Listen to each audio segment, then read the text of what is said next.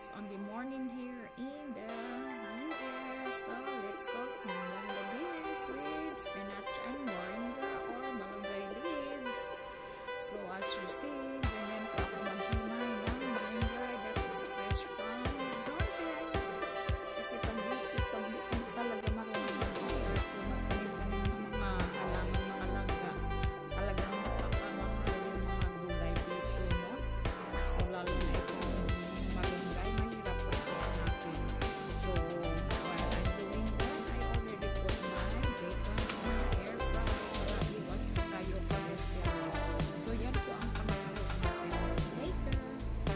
So nakikita ko na maaga po po yan binabad and then pinapuluan and then nag-harvest na rin ako ng onion springs sa garden ko kasi nga ang hahaba talaga siyang harvest. So mga green lang ang mga langga.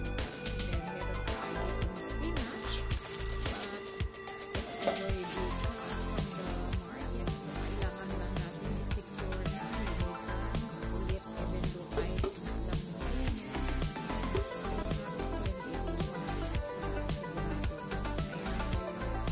Sure natin na talagang mahugasan na natin ang mga gulay. So ganyan bandaw-bandaw para hindi po siya mag-dry later. Kasi napapatulo po tayo ng ating munggo. It takes long time po na maluto o madugo ang ating munggo beans. So nandito na rin tayo sa ating air fry. So I have to check it out kasi ganyang mga consistency ng mga nandito na ang mas makulit. Wala tanggal ng cholesterol. Iwas cholesterol tayo. And then, sabay ko na rin hulog yung bacon sa nilagang munggo with onions and ginger, mga langga. Masarap kasi pag may ginger yung ating munggo. Hindi ko na ginisa kasi na iwas po tayo sa cholesterol. Kasi para healthy po yung ating food. And then I just add 1 cup of water and then hulog ko na rin yung ating sailing na bulgo. Pero hindi ko na po yan kinap kasi alam ko po masyado siyang mahanghang. And then nandito na po yung ating spring onions. I cut it already into pieces.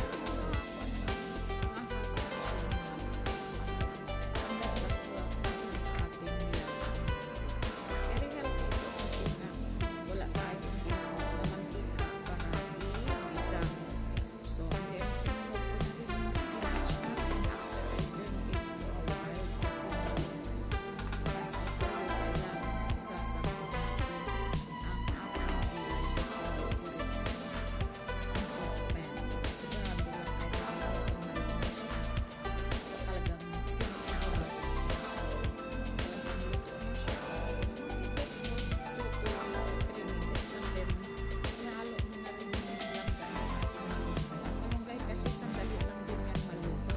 Even a half minute or 1 minute okay na po siya. Mas maganda kasi medyo hindi siya tatanggal.